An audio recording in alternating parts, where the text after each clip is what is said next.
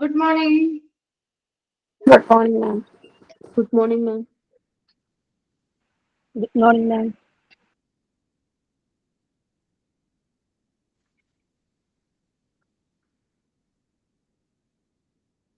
Okay, നമ്മൾ കഴിഞ്ഞ ക്ലാസ്സിൽ എവിടെ വരെ എടുത്ത് നിർത്തിയത്? ഹോസ്പിറ്റൽ അഡ്മിനിസ്ട്രേഷൻ എന്ന് പറഞ്ഞ ചാപ്റ്ററിലേ തുടങ്ങിയത്. Hospital administration.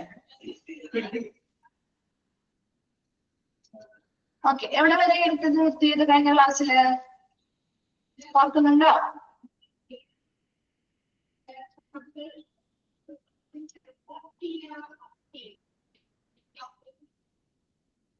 ഫങ്ഷൻസ് സ്റ്റാർട്ട് ചെയ്യണം അല്ലെ? മറ്റു പൊസിഷൻസ് ഒക്കെ നമ്മൾ ജസ്റ്റ് വെറുതെ പറഞ്ഞു പോയിരുന്നു. അപ്പൊ അതിൽ ഇമ്പോർട്ടന്റ് ആയിട്ടുള്ള 3 നോട്ട് ചെയ്യാനും പറഞ്ഞത്. ഇനി അടുത്തത് functions of hospital administration start ചെയ്യണം അല്ലെ? ഓക്കെ, അത്രയും ഭാഗം ക്ലിയർ ആണോ? ഫങ്ഷൻസിന് മുൻപ് വരെയും ക്ലിയർ ആണോ?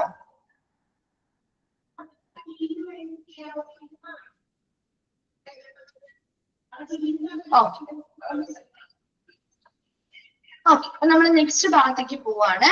ഫങ്ഷൻസ് ഓഫ് ഹോസ്പിറ്റൽ അഡ്മിനിസ്ട്രേറ്റർ ചോദിക്കാറുള്ള ഒരു ഭാഗമാണ് കേട്ടോ. ഒരു ഹോസ്പിറ്റൽ അഡ്മിനിസ്ട്രേറ്ററിന്റെ ഫങ്ഷൻസ്, അതിൽ ഇൻക്ലൂഡഡ് ആയത് ഏത്, ഇൻക്ലൂഡഡ് അല്ലാത്തത് ഏത് എന്ന രീതിയിലായിരിക്കും ക്വസ്റ്റ്യൻസ് കൂടുതലും വരിക കേട്ടോ. അപ്പൊ അതിൽ ഫങ്ഷൻസ് ഓഫ് ഹോസ്പിറ്റൽ അഡ്മിനിസ്ട്രേറ്ററില് ഫസ്റ്റ് പോയിന്റ് ആണ് ഹ്യൂമൻ റിസോഴ്സ് ഫങ്ഷൻ. എന്നാൽ എന്താണ് ഹ്യൂമൻ റിസോഴ്സ് മാനേജ്മെന്റ് എന്ന് പറയുന്ന ചാപ്റ്റർ പഠിച്ചോ? സ്റ്റാർട്ട് ചെയ്തോ? സ്റ്റാർട്ട് ചെയ്തില്ലായിരിക്കും അല്ലെ? ഹ്യൂമൻ റിസോഴ്സ് മാനേജ്മെന്റ് പഠിച്ചോ?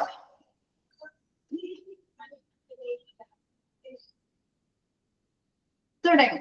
ഓക്കെ, അപ്പൊ എന്താണ് ഒരു ഹ്യൂമൻ റിസോഴ്സ് എന്ന് പറഞ്ഞാൽ, ഒരു ഹ്യൂമൻ റിസോഴ്സ് മാനേജ്മെന്റ് എന്ന് പറഞ്ഞാല് എന്തായിരിക്കാം? എന്തായിരിക്കാം ഹ്യൂമൻ റിസോഴ്സ് മാനേജ്മെന്റ്? ഒരു ഹോസ്പിറ്റലിനെ സംബന്ധിച്ച ഒരു ഹ്യൂമൻ റിസോഴ്സ് മാനേജ്മെന്റ് എന്ന് പറയുമ്പോൾ എന്താണ് ശരിക്കും അത് സൂചിപ്പിക്കുന്നത്?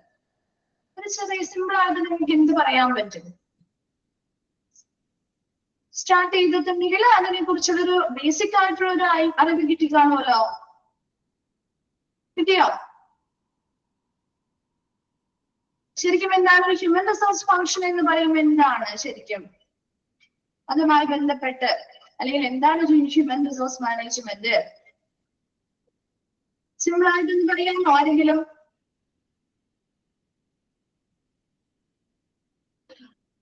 എന്താണ് റിപ്ലൈ ചെയ്യാതിരിക്കുന്നേ? ഒന്നും പഠിപ്പിച്ചിട്ടില്ല, അതിനെ കുറിച്ചൊന്നും പറഞ്ഞിട്ടില്ലേ? ജസ്റ്റ് ഒരു ഇൻട്രൊഡക്ഷൻ ഭാഗമെങ്കിലും പറഞ്ഞു കാണില്ലേ? ഹോസ്പിറ്റലില് വർക്ക് ചെയ്യുന്നവർ, ഹോസ്പിറ്റലിനെ വെച്ച് നോക്കുമ്പോൾ ഹ്യൂമൻ റിസോഴ്സ് മാനേജ്മെന്റ് അല്ലെങ്കിൽ ഹ്യൂമൻ റിസോഴ്സുമായി ബന്ധപ്പെട്ട ഫങ്ഷൻസ് എന്ന് പറയുമ്പോൾ അവിടുത്തെ എംപ്ലോയീസിനെ ബന്ധപ്പെട്ടതാണ് അല്ലെ? ആണോ? അവിടുത്തെ എല്ലാ ജീവനക്കാരുമായി ബന്ധപ്പെട്ടതാണ് പ്രധാനമായിട്ടും വരുന്നത് അല്ലെ? ആണോ? എന്താണ് റിപ്ലൈ ചെയ്യാതിരിക്കുന്നത്? അതായത് മണി, മെറ്റീരിയൽ, മെഷീനറി ഒക്കെ ഉണ്ട്. എന്നാൽ പോലും നമുക്ക് മെയിൻ ആയിട്ട് നമ്മുടെ ഒരു ഹ്യൂമൻ റിസോഴ്സ് ഫങ്ഷൻ ഒരു സ്ഥാപനത്തില്, അതായത് ഇവിടെ നമ്മളൊരു ഹോസ്പിറ്റൽ അഡ്മിനിസ്ട്രേറ്ററിന്റെ ഫങ്ഷൻ ആണ് പറയുന്നത് അല്ലെ? ഒരു ഹോസ്പിറ്റൽ അഡ്മിനിസ്ട്രേറ്ററിന്റെ ഫങ്ഷൻ എന്ന് പറഞ്ഞാല് അവിടുത്തെ ഹ്യൂമൻ റിസോഴ്സുമായി ബന്ധപ്പെട്ട പ്രവർത്തനങ്ങൾ നല്ല രീതിയിൽ കൊണ്ടുപോവുക. അതാണ് ആദ്യത്തെ പോയിന്റിന്റെ അർത്ഥം. ആദ്യ ഫങ്ഷൻ എന്ന് പറയുന്നത് അതാണ്, ഹ്യൂമൻ റിസോഴ്സുമായി ബന്ധപ്പെട്ട പ്രവർത്തനങ്ങൾ നല്ല രീതിയിൽ കൊണ്ടുപോവുക. അതായത് ആ ഒരു സ്ഥാപനവുമായി ബന്ധപ്പെട്ട് വരുന്ന റിക്രൂട്ട്മെന്റ്, വെരി ഗുഡ്, മാനേജ് ചെയ്യുക അല്ലെ? ഇത് ജീവനക്കാരെ റിക്രൂട്ട് ചെയ്യുക. പിന്നെ എന്താണ് അവിടുത്തെ എംപ്ലോയീസിന് എന്ത് ചെയ്യുക? അവർക്ക് ആവശ്യമായിട്ടുള്ള അവരുടെ എംപ്ലോയീസുമായിട്ടുള്ള ഒരു റിലേഷൻഷിപ്പ് മെയിൻറ്റെയിൻ ചെയ്യുക. അവർക്ക് ആവശ്യമായ ഫെസിലിറ്റികൾ, ട്രെയിനിങ്ങുകൾ കൊടുക്കുക അല്ലെ? അവർക്ക് ആവശ്യമായിട്ടുള്ള മറ്റ് സൗകര്യങ്ങൾ ചെയ്തു കൊടുക്കുക. എല്ലാ രീതിയിലും അവരുടെ സാലറി മുതൽ ഉൾപ്പെടുന്ന എല്ലാ, അതായത് ചെറിയ ലെവൽ മുതൽ ഹയർ ലെവലിലുള്ള ജീവനക്കാരെ വരെയും അല്ലെങ്കിൽ എംപ്ലോയീസിനെ വരെയും നമ്മൾ അവിടെ കൺസിഡർ ചെയ്തുകൊണ്ട് അവരുടെ റിക്രൂട്ട്മെന്റ് പ്രോസസ്സ് മുതൽ അവരുടെ മറ്റെല്ലാ കാര്യങ്ങളും വിലയിരുത്തൽ നടത്തുന്നു. അവർക്ക് ആവശ്യമായ ട്രെയിനിങ്ങുകൾ കൊടുക്കുന്നു. അങ്ങനെ ഒത്തിരി കാര്യങ്ങൾ, അത് ചെറിയ മുതൽ ആദ്യം മുതൽ അവസാനം വരെയുള്ള എല്ലാ കാര്യങ്ങളും കൃത്യമായിട്ട് മാനേജ് ചെയ്ത് കൊണ്ടുപോവുക എന്നതാണ് ശരിക്കും നമ്മൾ ഇവിടെ ഉദ്ദേശിക്കുന്ന ഹ്യൂമൻ റിസോഴ്സ് ഫങ്ഷൻ എന്ന് പറയുന്നത്. അത് ആരാണ് ചെയ്യേണ്ടത്? ഇവിടെ നമ്മൾ ആരാണ് ചെയ്യുന്നത്? ഹോസ്പിറ്റൽ അഡ്മിനിസ്ട്രേറ്റർ ആണ് ചെയ്യുന്നത്. മനസ്സിലാവും? ഹോസ്പിറ്റൽ അഡ്മിനിസ്ട്രേറ്റർ എന്ന ഒരു ഫംഗ്ഷൻ ആണ് ഹ്യൂമൻ റിസോഴ്സ് ഫങ്ഷൻസ് എന്ന് പറയുന്നത്. ഹ്യൂമൻ റിസോഴ്സുമായി ബന്ധപ്പെട്ട പ്രവർത്തനങ്ങൾ കൃത്യമായി മുന്നോട്ട് കൊണ്ടുപോകുക. അപ്പൊ ആ സ്ഥാപനത്തിലെ എംപ്ലോയീസ്, എല്ലാ എംപ്ലോയീസിനെയും നമ്മൾ ഇവിടെ കൺസിഡർ ചെയ്യുക. ഒരു ഹയർ ലെവലിലുള്ള എംപ്ലോയി ആവാം, ഒരു ലോവർ ലെവലിലുള്ള എംപ്ലോയി ആവാം. അവരൊന്നും നമ്മുടെ ആ ഒരു റേഞ്ച് ഒന്നും വ്യത്യാസമൊന്നും ഇല്ലാതെ എല്ലാ എംപ്ലോയീസിന്റെയും എല്ലാ ആക്ടിവിറ്റീസും, അവരുമായി ബന്ധപ്പെട്ട് വരുന്ന എല്ലാ പ്രവർത്തനങ്ങളും കൃത്യമായിട്ട് മാനേജ് ചെയ്ത് വളരെ നല്ലൊരു റിലേഷൻഷിപ്പില് കൊണ്ടുപോവുക, നല്ല രീതിയിൽ മാനേജ് ചെയ്ത് ഒരു ഓർഗനൈസ്ഡ് ആയിട്ടുള്ള രീതിയിൽ അത് കൊണ്ടുപോവുക എന്നത് ആരുടെ റെസ്പോൺസിബിലിറ്റി അല്ലെങ്കിൽ ആരുടെ ഫംഗ്ഷനിൽ വരുന്ന കാര്യമാണ്? ഒരു ഹോസ്പിറ്റൽ അഡ്മിനിസ്ട്രേറ്ററിന്റെ ഫംഗ്ഷനിൽ വരുന്ന കാര്യമാണ്. ക്ലിയർ ആണോ ഫസ്റ്റ് പോയിന്റ്? രണ്ടാമത്തത് hospital operations public relation function. ഇനി എന്താ? ഹോസ്പിറ്റലിൽ നടക്കുന്ന പലതരത്തിലുള്ള ഓപ്പറേഷൻസ് അല്ലെങ്കിൽ പദ്ധതികൾ ഉണ്ടാവും അല്ലെ? ഒത്തിരി പോളിസീസ് അല്ലെങ്കിൽ ഓപ്പറേഷൻസ് ഹോസ്പിറ്റലിൽ നടക്കാറുണ്ട്. ഒത്തിരി പദ്ധതികൾ അല്ലെങ്കിൽ ഒത്തിരി പ്രവർത്തനങ്ങൾ ഹോസ്പിറ്റലിൽ നടക്കുന്നുണ്ട് അല്ലെ? അതുപോലെ നല്ലൊരു പബ്ലിക് റിലേഷൻ ഉണ്ടാക്കിയെടുക്കുക അല്ലെ? നല്ലൊരു പബ്ലിക് റിലേഷൻ പൊതുജനങ്ങളുമായിട്ട് ഈ ഹോസ്പിറ്റലിൽ ഉണ്ടായിരിക്കണം. അപ്പൊ അങ്ങനെ ഒരു പബ്ലിക് റിലേഷനൊക്കെ ഓരോ ചാപ്റ്റേഴ്സ് നിങ്ങൾക്ക് ഡീറ്റെയിൽ ആയിട്ട് പഠിക്കാറുണ്ട് കേട്ടോ. പബ്ലിക് റിലേഷനുമായി ബന്ധപ്പെട്ട് നല്ലൊരു റിലേഷൻഷിപ്പ് പബ്ലിക്കുമായിട്ട് ഈ ഒരു ഹോസ്പിറ്റൽ സ്ഥാപിക്കണം. അപ്പൊ അതിന് വേണ്ടിയിട്ടുള്ള പ്രവർത്തനങ്ങൾ, ഹോസ്പിറ്റലിൽ നടക്കുന്ന മറ്റു പ്രവർത്തനങ്ങളെയൊക്കെ മാനേജ് ചെയ്യേണ്ടതും അതെല്ലാം നല്ല രീതിയിൽ സുഗമമായിട്ട് കൊണ്ടുപോകേണ്ടതും ഒരു ഹോസ്പിറ്റൽ അഡ്മിനിസ്ട്രേറ്ററിന്റെ ഫംഗ്ഷനിൽ വരുന്നതാണ്. മൂന്നാമത്തത് formulation of policies and implementation. ഇനി എന്താ? ആ ഹോസ്പിറ്റലുമായി ബന്ധപ്പെട്ട പോളിസികൾ അല്ലെങ്കിൽ നയങ്ങൾ രൂപീകരിക്കുക, അത് ഇംപ്ലിമെന്റ് ചെയ്യുക, അല്ലെങ്കിൽ അത് ആ ഹോസ്പിറ്റലിൽ നടപ്പിലാക്കുകയും ചെയ്യുക. And ensure compliance with laws, rules, regulations and ethics. Rules എന്നാണ് കേട്ടോ ഇവിടെ. ensure compliance with laws, rules, regulations and ethics. അതുപോലെ ആ സ്ഥാപനം പാലിക്കേണ്ടതായിട്ടുള്ള റൂൾസ് ഉണ്ട്, ലോസ് ഉണ്ട്, റെഗുലേഷൻസ് അല്ലെങ്കിൽ നിയന്ത്രണങ്ങളും എത്തിക്സ് ധാർമ്മികത മുതലായ കാര്യങ്ങളൊക്കെ കൃത്യമായിട്ട് കംപ്ലൈൻസ് എന്താ പാലിക്കുന്നുണ്ടോ എന്ന് ഉറപ്പുവരുത്തുക. Then act as a legal representative of the hospital. ഹോസ്പിറ്റലിന്റെ ഒരു നിയമ പ്രതിനിധിയായി, നിയമപരമായിട്ടുള്ള ഒരു പ്രതിനിധിയായിട്ട് പ്രവർത്തിക്കുക. And the hospital administrator is accountable to make sure that the hospital is abiding by the government rules and whether all the statutory needs are met. ഇനി എന്താ പറയുന്നേ? ഒരു ഹോസ്പിറ്റൽ അഡ്മിനിസ്ട്രേറ്റർ എന്ന നിലയിൽ അവരുടെ മറ്റൊരു ഉത്തരവാദിത്തമാണ്, ഹോസ്പിറ്റൽ എന്ന് പറയുമ്പോൾ ഹോസ്പിറ്റൽ നടത്തിയിട്ടുണ്ടെങ്കിൽ അതിന് നമ്മൾ ഓൾറെഡി നമ്മൾ പറഞ്ഞ കാര്യങ്ങളാണ്. കുറച്ചധികം ഗവൺമെന്റ് നിയമിക്കുന്ന അല്ലെങ്കിൽ ഗവൺമെന്റ് കൊണ്ടുവന്നിരിക്കുന്ന കുറെ നിയമങ്ങളും നിയന്ത്രണങ്ങളും പാലിച്ചുകൊണ്ടായിരിക്കണം ആ ഹോസ്പിറ്റൽ എന്ന് പറയുന്ന സ്ഥാപനം മുന്നോട്ട് പോകാനായിട്ട് അല്ലെ? അങ്ങനെ ഗവൺമെന്റ് പറഞ്ഞിരിക്കുന്ന ഈ പറയുന്ന റൂൾസ് എല്ലാം കൃത്യമായിട്ട് പാലിച്ചുകൊണ്ട്, അബൈഡ് ചെയ്യാന്ന് പറഞ്ഞാൽ പാലിക്കുക തന്നെയാണ്, അബൈഡ് ചെയ്യാൻ ഈ പാലിച്ചുകൊണ്ടാണോ ആ സ്ഥാപനം മുന്നോട്ട് പോകുന്നത് എന്ന് ഒരു ഹോസ്പിറ്റൽ അഡ്മിനിസ്ട്രേറ്റർ ആണ് ഉറപ്പുവരുത്തേണ്ടത്. And whether all the statutory needs are met. എല്ലാ തരത്തിലുമുള്ള നിയമാനുസൃതമായ കാര്യങ്ങളും ഈ സ്ഥാപനം നിറവേറ്റുന്നുണ്ടോ എന്ന് കൂടി ഉറപ്പുവരുത്തണം. അപ്പൊ 3 പോയിന്റ്സ് ആണ് നമ്മൾ പറഞ്ഞത്. ഒന്നാമത് ഹ്യൂമൻ റിസോഴ്സുമായി ബന്ധപ്പെട്ട എല്ലാ പ്രവർത്തനങ്ങളും വളരെ സുഗമമായിട്ട് മുന്നോട്ട് കൊണ്ടുപോവേണ്ടത് ആരുടെ ഫംഗ്ഷനിൽ വരുന്നത്? ഒരു ഹോസ്പിറ്റൽ അഡ്മിനിസ്ട്രേറ്റർ ആണ് ചെയ്യേണ്ടത്. രണ്ടാമത് ഹോസ്പിറ്റലുമായി ബന്ധപ്പെട്ട പലതരത്തിലുള്ള പദ്ധതികളോ പ്രവർത്തനങ്ങളോ വന്നാലോ, അതുപോലെ പബ്ലിക്കുമായി ബന്ധപ്പെട്ടതോ പബ്ലിക് റിലേഷൻ നല്ല രീതിയിൽ നിലനിർത്താൻ വേണ്ടിയുള്ള പ്രവർത്തനങ്ങളൊക്കെ മുൻകൈയെടുത്ത് ചെയ്യേണ്ടതും മേൽനോട്ടം വഹിക്കേണ്ടതും ഒരു ഹോസ്പിറ്റൽ അഡ്മിനിസ്ട്രേറ്റർ ആണ്. മൂന്നാമത് പറഞ്ഞത് ആ ഹോസ്പിറ്റലുമായി ബന്ധപ്പെട്ട നയങ്ങൾ രൂപീകരിക്കുക, അത് നടപ്പിലാക്കുകയും ചെയ്യുക. മറ്റ് റൂൾസ് അല്ലെ, ഹോസ്പിറ്റൽ പാലിക്കേണ്ടതായിട്ടുള്ള ലോസ്, റൂൾസ്, റെഗുലേഷൻസ്, എത്തിക്സ് മുതലായവ പാലിക്കുന്നുണ്ടോ എന്ന് ഉറപ്പുവരുത്തുക. അതുപോലെ ആ ഹോസ്പിറ്റലിന്റെ ഒരു നിയമാനുസൃതമായിട്ട് നിയമപരമായ പ്രതിനിധിയായിട്ട് ഒരു ഹോസ്പിറ്റൽ അഡ്മിനിസ്ട്രേറ്റർ പ്രവർത്തിക്കുക. അതുപോലെ തന്നെ ഒരു ഹോസ്പിറ്റൽ അഡ്മിനിസ്ട്രേറ്റർ എന്ന നിലയിൽ അവരുടെ ഒരു ഉത്തരവാദിത്തമാണ് ഹോസ്പിറ്റലിൽ എന്ത് പാലിക്കണം എന്ന് പറയുന്നത്. ഗവൺമെന്റ് റൂൾസ്, അതുപോലെ തന്നെ സ്റ്റാറ്റ്യൂട്ടറി നീഡ്സ്, നിയമാനുസൃതമായ കാര്യങ്ങളെല്ലാം ഈ ഹോസ്പിറ്റലുകാർ നിറവേറ്റുന്നുണ്ടോ, ഗവൺമെന്റ് റൂൾസ് എല്ലാം ഇവർ പാലിക്കുന്നുണ്ടോ എന്ന് ആരാണ് ഉറപ്പുവരുത്തേണ്ടത്? ഒരു ഹോസ്പിറ്റൽ അഡ്മിനിസ്ട്രേറ്റർ ആണ് ഉറപ്പുവരുത്തേണ്ടത്. ക്ലിയർ ആണോ? 3 പോയിന്റ്സ് ഓക്കെ ആണോ? ഇനി അത് പറയണോ? ആർക്കെങ്കിലും ക്ലിയർ ആവാത്തതുണ്ടോ?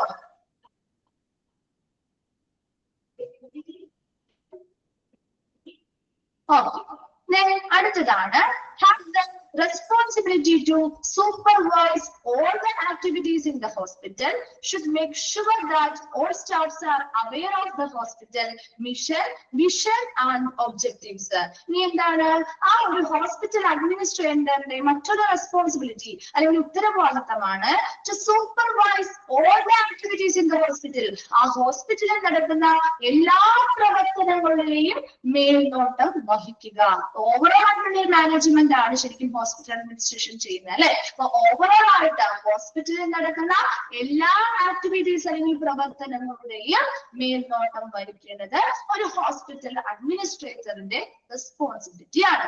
രണ്ടാമത് പറയുന്നത് ആ എല്ലാ ഹോസ്പിറ്റൽ സ്റ്റാഫുകളും, ആ ഹോസ്പിറ്റലിൽ വർക്ക് ചെയ്യുന്ന എല്ലാ സ്റ്റാഫുകളും അല്ലെങ്കിൽ ജീവനക്കാരും ഈ പറയുന്ന ഹോസ്പിറ്റലിന്റെ മിഷൻ, അവരുടെ ദൗത്യം എന്താണ്, അവരുടെ വിഷൻ, കാഴ്ചപ്പാട് എന്താണ്, അല്ലെ?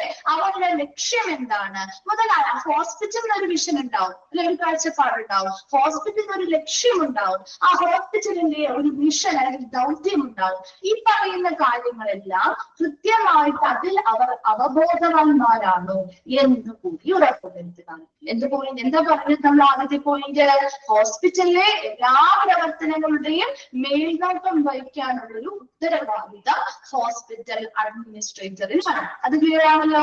രണ്ടാമത് പറയുന്ന പോയിന്റ്, ഒരു ഹോസ്പിറ്റലിൽ നമ്മൾ വർക്ക് ചെയ്യുമ്പോൾ ആ ഹോസ്പിറ്റലിന്റെ വർക്ക് ചെയ്യുന്ന എല്ലാ ജീവനക്കാരെയും കൂടിയാണ് പറയുന്നത്. അവിടെ വർക്ക് ചെയ്യുന്ന എല്ലാ ജീവനക്കാർക്കും ആ ഹോസ്പിറ്റലിന്റെ ദൗത്യം, എന്തിനു വേണ്ടി ഹോസ്പിറ്റൽ നിർമ്മിച്ചു, ആ ഹോസ്പിറ്റല് എന്തൊക്കെ കാര്യങ്ങളാണ് ലക്ഷ്യം വെക്കുന്നത്, ആ ഹോസ്പിറ്റലിന്റെ കാഴ്ചപ്പാട് അല്ലെങ്കിൽ വിഷൻ എന്താണ്, എന്താണ് അവരുടെ മിഷൻ അല്ലെങ്കിൽ ദൗത്യം മുതലായ കാര്യങ്ങളെ കുറിച്ച് അവിടെയുള്ള എല്ലാ ജീവനക്കാരും അവെയർ ആയിരിക്കണം അല്ലെങ്കിൽ അവബോധമുള്ളവരായിരിക്കണം. അവർ എല്ലാ ജീവനക്കാർക്കും ഹോസ്പിറ്റലിന്റെ വിഷൻ അല്ലെങ്കിൽ ഒബ്ജക്റ്റീവ്സ് ഒക്കെ അവെയർ ആണോ അല്ലെങ്കിൽ അവർ അതിൽ അവബോധവാന്മാരാണോ എന്ന് ഉറപ്പുവരുത്തേണ്ടത് ഒരു ഹോസ്പിറ്റൽ അഡ്മിനിസ്ട്രേറ്ററിന്റെ ചുമതലയാണ്. ക്ലിയർ ആണോ? 4th പോയിന്റ് കിട്ടിയോ? 4th പോയിന്റ് ക്ലിയർ ആണോ?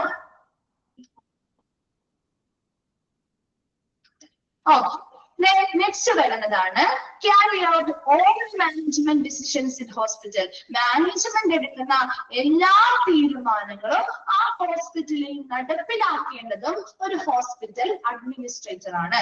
carry out all the management decisions in hospital. ഹോസ്പിറ്റലിന്റെ മാനേജ്മെന്റ് എടുക്കുന്ന എല്ലാ തീരുമാനങ്ങളും ആ ഹോസ്പിറ്റലിൽ നടപ്പിലാക്കേണ്ടത് ഒരു ഹോസ്പിറ്റൽ അഡ്മിനിസ്ട്രേറ്ററിന്റെ ചുമതലയാണ്.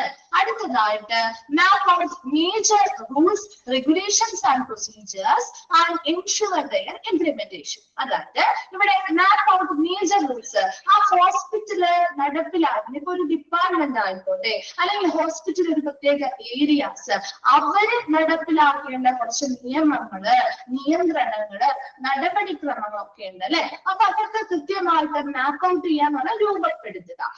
ensure their implementation. അപ്പൊ ഇങ്ങനെയുള്ള നിയമങ്ങള്, നിയന്ത്രണം, ഇപ്പൊ ഒരു ഡിപ്പാർട്ട്മെന്റ് ഇങ്ങനെയായിരിക്കണം പ്രവർത്തിക്കേണ്ടത്. ആ ഹോസ്പിറ്റൽ ഉണ്ടാക്കിയെടുക്കുന്ന കുറച്ച് റൂൾസ് ഉണ്ടാവും, അല്ലെ? ആ റൂൾസ് പ്രകാരം ഇപ്പൊ ഏതൊരു സ്ഥാപനവും അങ്ങനെയല്ലേ, ആ സ്ഥാപനത്തിൽ ഓരോ കാര്യങ്ങളും ചെയ്യാനായിട്ട് ആ സ്ഥാപനം കുറച്ച് നിയമങ്ങളോ നിയന്ത്രണങ്ങളോ ഒക്കെ വെച്ചിട്ടുണ്ടാവും, അല്ലെ? കുറച്ച് നടപടിക്രമങ്ങളോ ഒക്കെ വെച്ചിട്ടുണ്ടാവും. അതിനനുസരിച്ചാണ് നമ്മൾ അവിടെ പ്രവർത്തിക്കേണ്ടത്. അപ്പൊ അങ്ങനെയുള്ള നിയമങ്ങളും നിയന്ത്രണങ്ങളും നടപടിക്രമങ്ങളും രൂപപ്പെടുത്തിയെടുക്കേണ്ടതും അത് ആ സ്ഥാപനത്തിൽ നടപ്പിലാക്കേണ്ടതും ഒരു ഹോസ്പിറ്റൽ അഡ്മിനിസ്ട്രേറ്ററുടെ ചുമതലയാണ്. നെക്സ്റ്റ് പറയുന്നത് make sure that rules formulated are within the hospital policies. ഇങ്ങനെ നമ്മൾ നിയമങ്ങൾ നമ്മൾ പറഞ്ഞിട്ടുണ്ട്, നിയമങ്ങള് അതുപോലെ നിയന്ത്രണങ്ങളൊക്കെ രൂപപ്പെടുത്തിയെടുക്കുന്നു, അത് അവർ നടപ്പിലാക്കുന്നു എന്ന് പറഞ്ഞു. അപ്പൊ ഇങ്ങനെ രൂപപ്പെടുത്തിയെടുത്ത നിയമങ്ങൾ അല്ലെങ്കിൽ ഫോർമുലേറ്റ് ചെയ്തെടുത്ത ഇങ്ങനെയുള്ള റൂൾസ് എല്ലാം ആ ഹോസ്പിറ്റലിന്റെ പോളിസികളിൽ ഉൾപ്പെടുത്തിയിട്ടുണ്ടോ എന്ന് ഉറപ്പുവരുത്തണം. നമ്മൾ തയ്യാറാക്കിയിട്ടുള്ള നിയമങ്ങളും നിയന്ത്രണങ്ങളും ഒക്കെ ഹോസ്പിറ്റലിന്റെ പോളിസികളിൽ നയങ്ങളിൽ ഉൾപ്പെടുത്തിയിട്ടുണ്ടോ എന്ന് കൂടി ഉറപ്പുവരുത്തുക. is accountable for good employer-employee relation. ആരാണ് എംപ്ലോയർ, ആരാണ് എംപ്ലോയി? ആരാണ് എംപ്ലോയർ എന്ന് പറയുന്നത്? ആരാണ് ഒരു എംപ്ലോയർ? ആരാണ് ഒരു എംപ്ലോയർ എന്ന് ഉദ്ദേശിക്കുന്നത്? ജോലി നൽകുന്ന ആളെയാണ് എംപ്ലോയർ എന്ന് പറയാ, അല്ലെ? ഒരു ഹോസ്പിറ്റൽ ആകുമ്പോ ജോലി നൽകുന്ന ഹോസ്പിറ്റലാണ് എംപ്ലോയേഴ്സ് എന്ന് പറയുന്നത്. എംപ്ലോയി എന്ന് പറയുന്ന ആരാണ്? ജോലി ചെയ്യുന്ന ആളാണ്, അല്ലെ? ജീവനക്കാരനാണ് എംപ്ലോയർ എന്നോ അല്ലെങ്കിൽ വർക്ക് ചെയ്യുന്ന ആളാണ്. അപ്പൊ അവര് തമ്മിൽ നല്ലൊരു റിലേഷൻഷിപ്പ് കൊണ്ടുപോവുക, അതിന്റെ ഉത്തരവാദിത്തം ആരാണ് ചെയ്യേണ്ടത്? ഒരു ഹോസ്പിറ്റൽ അഡ്മിനിസ്ട്രേറ്ററിനാണ്. എന്താ ഉദ്ദേശിക്കുന്നത്? അപ്പൊ അവിടെ എംപ്ലോയർ എന്ന് പറയുന്ന ഹോസ്പിറ്റലാണ് നമുക്ക് ജോലി കൊടുത്തിരിക്കുന്നത്. അപ്പൊ അവിടെ ജോലി ചെയ്യുന്ന സ്റ്റാഫുകളും ആ ഹോസ്പിറ്റൽ മാനേജ്മെന്റുമായിട്ട് നല്ലൊരു ഗുഡ് റിലേഷൻഷിപ്പ് കീപ്പ് ചെയ്യാൻ നിലനിർത്തേണ്ടത് ആരാണ്? ആരാ ചെയ്യേണ്ടത്? ഒരു ഹോസ്പിറ്റൽ അഡ്മിനിസ്ട്രേറ്റർ ആണ് ചെയ്യേണ്ടത്. Then work attentively with other executives in the hospital like the medical superintendent, nursing superintendent. അപ്പൊ മെഡിക്കൽ സൂപ്രണ്ടന്റിന്റെ കൂടെ അല്ലെങ്കിൽ നഴ്സിംഗ് സൂപ്രണ്ടന്റ് മുതലായിട്ടുള്ള ഹോസ്പിറ്റലിലെ മറ്റ് എക്സിക്യൂട്ടീവുകളുടെ കൂടെ വളരെ ശ്രദ്ധാപൂർവം വർക്ക് ചെയ്യുക. Then അടുത്തത് make sure that all departments function as in a smooth and efficient manner. ആ ഹോസ്പിറ്റൽ എല്ലാ ഡിപ്പാർട്ട്മെന്റുകളും വളരെ സുഗമമായിട്ടും കാര്യക്ഷമമായിട്ടും പ്രവർത്തിക്കുന്നുണ്ട് എന്ന് ഉറപ്പുവരുത്തുകയും ചെയ്യുക. Then act as an official representative of the hospital. ഹോസ്പിറ്റലിന്റെ ഒരു ഔദ്യോഗിക പ്രതിനിധിയായി പ്രവർത്തിക്കുക. And submit annual reports to the governing body. ഭരണസമിതി അല്ലെങ്കിൽ ഗവേണിംഗ് ബോഡിക്ക് അല്ലെങ്കിൽ ഭരണസമിതിക്ക് വർഷാവർഷമുള്ള ആനുവൽ റിപ്പോർട്ടുകള് സബ്മിറ്റ് ചെയ്യുക, സമർപ്പിക്കുകയും ചെയ്യുക.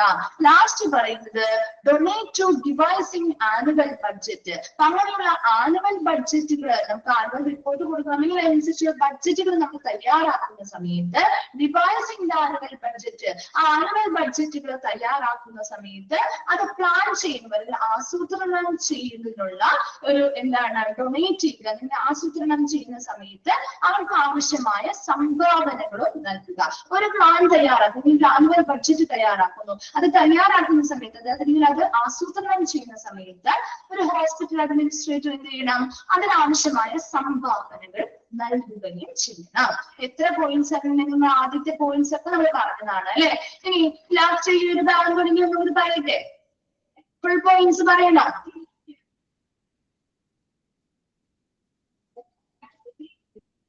ഫുൾ പറയണം. ഓക്കെ, ഒന്ന് ശ്രദ്ധിക്കാം കേട്ടോ. കിട്ടാത്തവരുണ്ടെങ്കിൽ ഒന്നാമത് നമ്മൾ എന്താ പറഞ്ഞത്? ഹ്യൂമൻ റിസോഴ്സുമായി ബന്ധപ്പെട്ട എല്ലാ പ്രവർത്തനവും, അതായത് അവിടുത്തെ എംപ്ലോയീസുമായി ബന്ധപ്പെട്ട എല്ലാ കാര്യങ്ങളും, അവരുമായി ബന്ധപ്പെട്ട എല്ലാ പ്രവർത്തനങ്ങളും കൃത്യമായിട്ട് മാനേജ് ചെയ്യുന്നതും സുഗമമായിട്ട് അവിടുത്തെ പ്രവർത്തനങ്ങൾ മുന്നോട്ട് കൊണ്ടുപോവേണ്ടതും ഒരു ഹോസ്പിറ്റൽ അഡ്മിനിസ്ട്രേറ്റർ ആണ്. രണ്ടാമത്തത് ഹോസ്പിറ്റലുമായി ബന്ധപ്പെട്ട പ്രവർത്തനങ്ങൾ അല്ലെങ്കിൽ പദ്ധതികൾ നടപ്പിലാക്കുമ്പോൾ നല്ലൊരു പബ്ലിക് റിലേഷൻ നിലനിർത്താൻ വേണ്ടിയിട്ട് പ്രവർത്തനങ്ങൾ ആരുടെ നേതൃത്വത്തിലാണ് ചെയ്യേണ്ടത്? ഒരു ഹോസ്പിറ്റൽ അഡ്മിനിസ്ട്രേറ്ററിന്റെ സഹായത്തോടു കൂടിയാണ് ചെയ്യേണ്ടത്. മൂന്നാമത് പറഞ്ഞത് ഹോസ്പിറ്റലില് ആവശ്യമായ പോളിസികൾ അല്ലെങ്കിൽ നയങ്ങൾ രൂപീകരിക്കുകയും അത് നടപ്പിലാക്കുകയും ചെയ്യുക. അതുപോലെ തന്നെ ഹോസ്പിറ്റൽ പാലിക്കേണ്ടതായിട്ടുള്ള നിയമങ്ങൾ, നിയന്ത്രണങ്ങൾ, എത്തിക്സ് അല്ലെങ്കിൽ ധാർമ്മികതയൊക്കെ കൃത്യമായിട്ട് ആ സ്ഥാപനം പാലിക്കുന്നുണ്ടോ എന്ന് ഉറപ്പുവരുത്തുക. അതുപോലെ ഹോസ്പിറ്റലിന് വേണ്ടിയുള്ള ഒരു നിയമപരമായ തുല്യമായ പ്രതിനിധിയായിട്ട് ഒരു ഹോസ്പിറ്റൽ അഡ്മിനിസ്ട്രേറ്റർ പ്രവർത്തിക്കേണ്ടതാണ്. അതുപോലെ മറ്റൊരു റെസ്പോൺസിബിലിറ്റി അല്ലെങ്കിൽ ഉത്തരവാദിത്തമാണ് ഹോസ്പിറ്റല് ഗവൺമെന്റ് റൂൾസ് എല്ലാം കൃത്യമായിട്ട് പാലിക്കുന്നുണ്ടോ, അതുപോലെ തന്നെ സ്റ്റാറ്റ്യൂട്ടറി നീഡ്സ് നിയമാനുസൃതമായ ആവശ്യകതകൾ അവർ നിറവേറ്റുന്നുണ്ടോ എന്നൊക്കെ ഉറപ്പുവരുത്തേണ്ടത് ഒരു ഹോസ്പിറ്റൽ അഡ്മിനിസ്ട്രേറ്റർ ആണ്. നെക്സ്റ്റ് നമ്മൾ പറഞ്ഞത് മറ്റൊരു റെസ്പോൺസിബിലിറ്റി ആണ് ആ ഹോസ്പിറ്റലിൽ നടക്കുന്ന എല്ലാ പ്രവർത്തനങ്ങളുടെയും മേൽനോട്ടം വഹിക്കുക. അതോടൊപ്പം തന്നെ ആ ഹോസ്പിറ്റലിൽ പ്രവർത്തിക്കുന്ന എല്ലാ ജീവനക്കാർക്കും ആ ഹോസ്പിറ്റലിന്റെ ദൗത്യം, അവരുടെ ആ ഹോസ്പിറ്റലിന്റെ കാഴ്ചപ്പാട്, ആ ഹോസ്പിറ്റലിന്റെ ലക്ഷ്യം മുതലായവയെ കുറിച്ച് ഒരു അവയർനെസ് അല്ലെങ്കിൽ ഒരു അവബോധം ഉണ്ടോ. ഇനി അവബോധമില്ലെങ്കിൽ അങ്ങനെ ഒരു അവയർനെസ് കൊടുത്ത് അവരെ ആ ഒരു അവയർ ആയിട്ട് ഇരുത്തുക എന്നുള്ള കാര്യം ഉറപ്പുവരുത്തേണ്ടത് ഒരു ഹോസ്പിറ്റൽ അഡ്മിനിസ്ട്രേറ്ററിന്റെ ചുമതലയിൽ ഉൾപ്പെടുന്നു. അതുപോലെ carry out all the management decision in hospital, ഹോസ്പിറ്റലുമായി ബന്ധപ്പെട്ട മാനേജ് എടുക്കുന്ന എല്ലാ തീരുമാനങ്ങളും, മാനേജ്മെന്റ് എടുക്കുന്ന എല്ലാ തീരുമാനങ്ങളും നടപ്പിലാക്കേണ്ടതും ഒരു ഹോസ്പിറ്റൽ അഡ്മിനിസ്ട്രേറ്ററുടെ ഡ്യൂട്ടിയിൽ വരുന്ന കാര്യമാണ്. അടുത്തതായിട്ട് പറയുന്നത് മേജർ ആയിട്ടുള്ള പ്രധാനപ്പെട്ട ഹോസ്പിറ്റൽ പാലിക്കേണ്ട റൂൾസും റെഗുലേഷൻസും പ്രൊസീജിയേഴ്സും ഒക്കെ രൂപപ്പെടുത്തിയിരിക്കുകയും അത് ആ സ്ഥാപനത്തിൽ നടപ്പിലാക്കുകയും ചെയ്യുക. ഇനി ഇങ്ങനെ രൂപപ്പെടുത്തിയെടുത്ത നിയമങ്ങൾ ആ ഹോസ്പിറ്റലിന്റെ പോളിസികളിൽ ഉൾപ്പെടുത്തി എന്നതുകൂടി ഉറപ്പുവരുത്തുക. അതോടൊപ്പം തന്നെ അടുത്തത് എന്താ പറയുന്നത്, കൃത്യമായ റൂൾസ് എന്ത് ചെയ്യുക, ഫോർമുലേറ്റ് ചെയ്യുക. അതിനനുസരിച്ച് നല്ലൊരു റിലേഷൻഷിപ്പ് ആരൊക്കെ തമ്മിലുള്ളതാ, എംപ്ലോയറും എംപ്ലോയീസും തമ്മിലുള്ളതാ, ജോലി കൊടുക്കുന്ന വ്യക്തിയും ജോലി ചെയ്യുന്ന ജീവനക്കാരും തമ്മിൽ നല്ലൊരു റിലേഷൻഷിപ്പ് മെയിൻറ്റെയിൻ ചെയ്തു പോവാനായിട്ട് ആര് സഹായിക്കണം, ഒരു ഹോസ്പിറ്റൽ അഡ്മിനിസ്ട്രേറ്റർ ആണ് സഹായിക്കേണ്ടത്. അടുത്തതായിട്ട് പറയുന്നത് നഴ്സിംഗ് സൂപ്പറിൻറ്റൻഡന്റ്, അതുപോലെ മെഡിക്കൽ സൂപ്പറിൻറ്റൻഡന്റ് മുതലായിട്ടുള്ള എക്സിക്യൂട്ടീവുകളുമായിട്ട് വളരെ ശ്രദ്ധാപൂർവം വർക്ക് ചെയ്യേണ്ടതും ആരാണ്, ഒരു ഹോസ്പിറ്റൽ അഡ്മിനിസ്ട്രേറ്റർ ചെയ്യേണ്ട കാര്യമാണ്. അതുപോലെ തന്നെ ആ ഹോസ്പിറ്റലിലെ എല്ലാ ഡിപ്പാർട്ട്മെന്റുകളും വളരെ സുഗമമായിട്ടും കാര്യക്ഷമമായിട്ടും പ്രവർത്തിക്കുന്നുണ്ട് അല്ലെങ്കിൽ മുന്നോട്ട് പോകുന്നുണ്ടെന്ന് ഉറപ്പുവരുത്തേണ്ടതും ഒരു ഹോസ്പിറ്റൽ അഡ്മിനിസ്ട്രേറ്റർ ആണ്. അതുപോലെ ആ ഹോസ്പിറ്റലിന്റെ ഒരു ഔദ്യോഗികമായിട്ടുള്ള ഒരു പ്രതിനിധിയായിട്ട് പ്രവർത്തിക്കേണ്ടതാണ്. ദെൻ ആനുവൽ റിപ്പോർട്ടുകൾ ആർക്ക് സബ്മിറ്റ് ചെയ്യുക, ഗവേണിംഗ് ബോഡി അല്ലെങ്കിൽ ഭരണസമിതിക്ക് സമർപ്പിക്കേണ്ടതാണ്. ഇനി ആനുവൽ ബഡ്ജറ്റുകൾ ആസൂത്രണം ചെയ്യുന്ന സമയത്ത് മതിയായ സംഭാവനകളും നൽകുക. ക്ലിയർ ആണോ? ഫങ്ഷൻസ് വേഗം വായിച്ചു നോക്കി.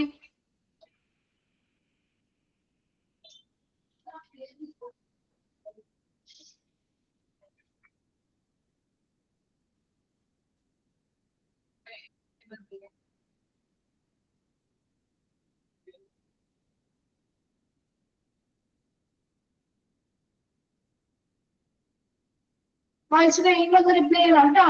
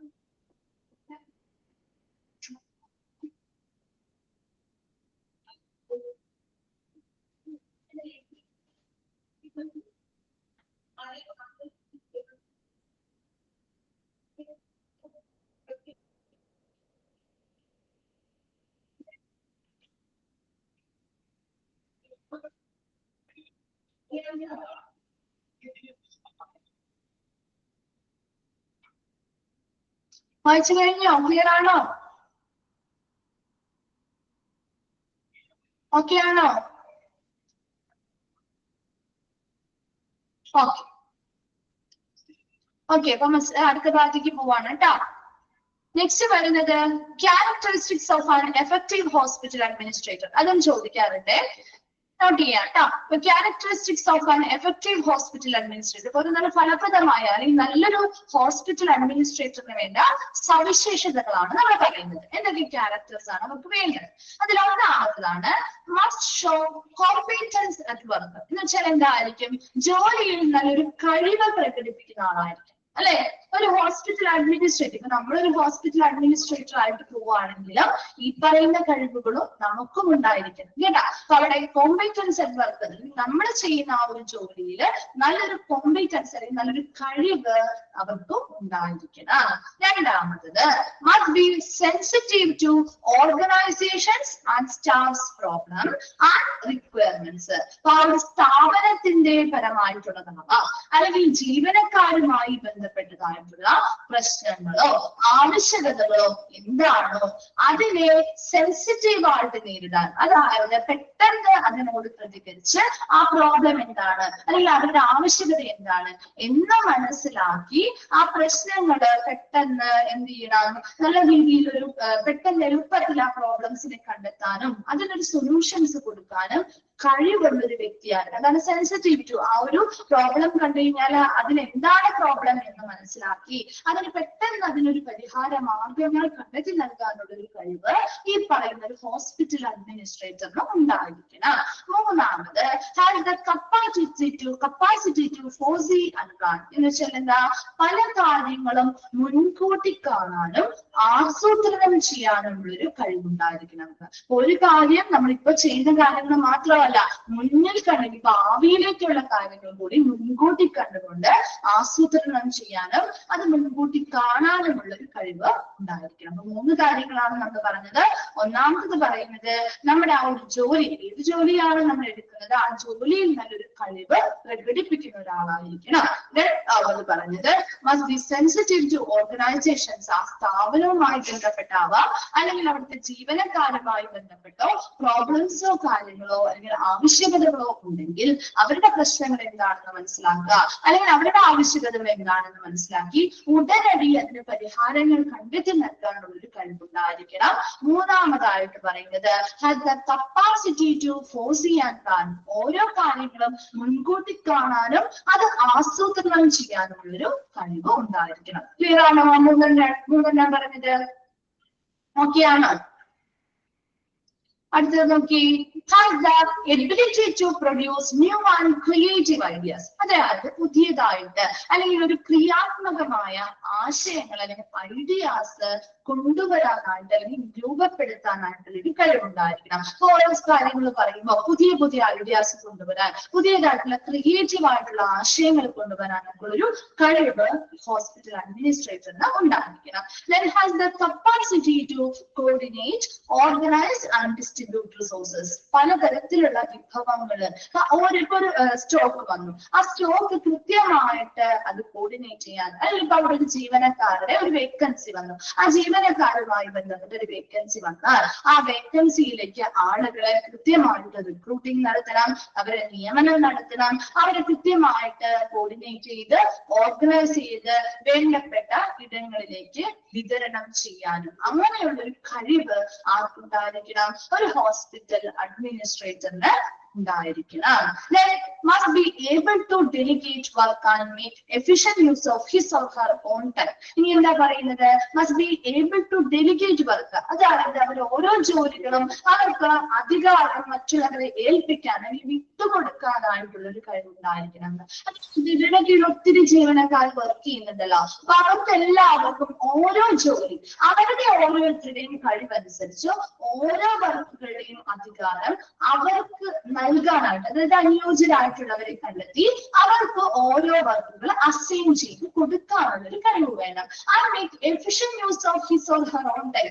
അവരുടെ സ്വന്തം സമയം അവർക്ക് വളരെ ഫലപ്രദമായിട്ട് ഉപയോഗിക്കാനായിട്ട് കഴിവുണ്ടായിരിക്കണം.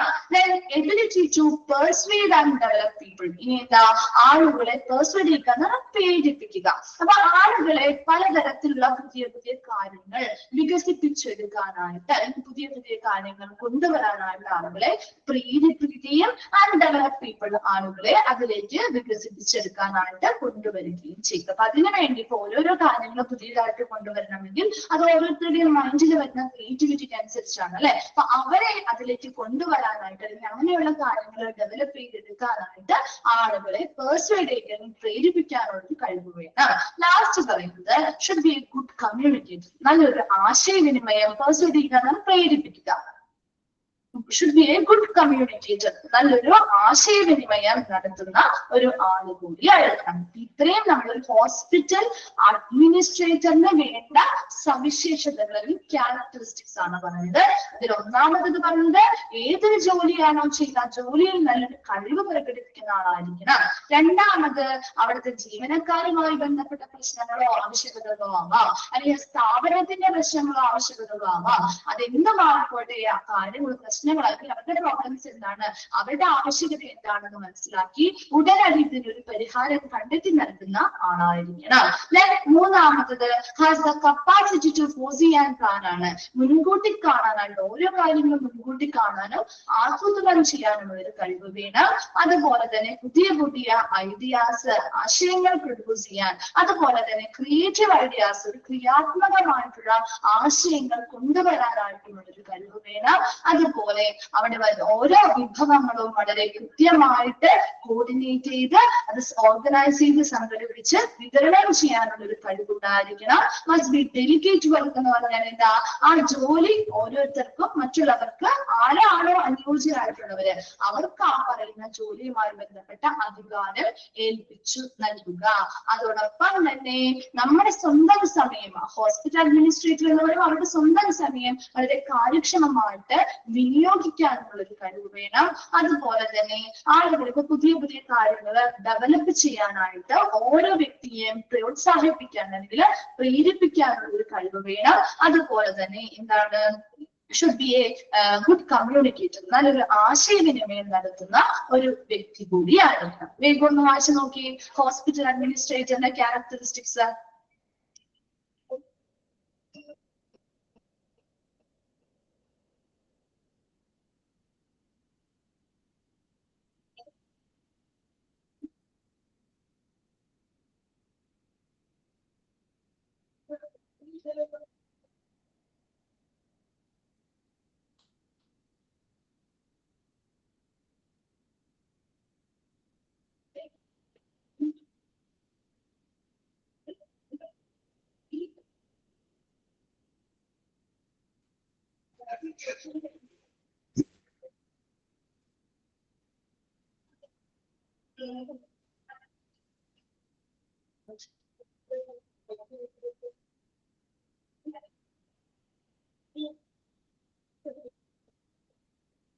ഓക്കെ, വായിച്ചു കഴിയുമ്പോൾ ഒന്ന് റിപ്ലൈ ചെയ്യണം കേട്ടോ. ആണോ? ക്യാരക്ടറിസ്റ്റിക്സ് ക്ലിയർ ആണ്? നമ്മൾ ലാസ്റ്റ് ഭാഗത്തേക്ക് പോവാണ്. ഈ ഒരു ചാപ്റ്ററിന്റെ ലാസ്റ്റ് ഭാഗമാണ് ബില്ലിംഗ് സ്പെഷ്യലിസ്റ്റ് എന്ന് പറയുന്ന ഭാഗം കേട്ടോ. ശ്രദ്ധിക്കാറുള്ള ഒരു ഭാഗം കൂടിയാണ്. ബില്ലിംഗ് സ്പെഷ്യലിസ്റ്റിനെ അറിയപ്പെടുന്ന മറ്റൊരു പേരാണ് ബില്ലിംഗ് ക്ലർക്ക്. അത് നോട്ട് ചെയ്ത് വെച്ചോട്ടോ. ബില്ലിംഗ് സ്പെഷ്യലിസ്റ്റിനെ അറിയപ്പെടുന്ന മറ്റൊരു പേരാണ് billing clerk. Billing clerk. Okay. A billing specialist centers on preparing bills and invoices. Billing specialist എന്ന് പറയുന്നത് ആ ബില്ലുകളും ഇൻവോയ്സുകളും ഒക്കെ പ്രിപ്പയർ ചെയ്യുന്ന ആളുകളാണ്. എന്താണ് ഒരു ഇൻവോയ്സ് എന്ന് പറഞ്ഞാല്? ഇൻവോയ്സുകൾ കണ്ടിട്ടുണ്ടോ?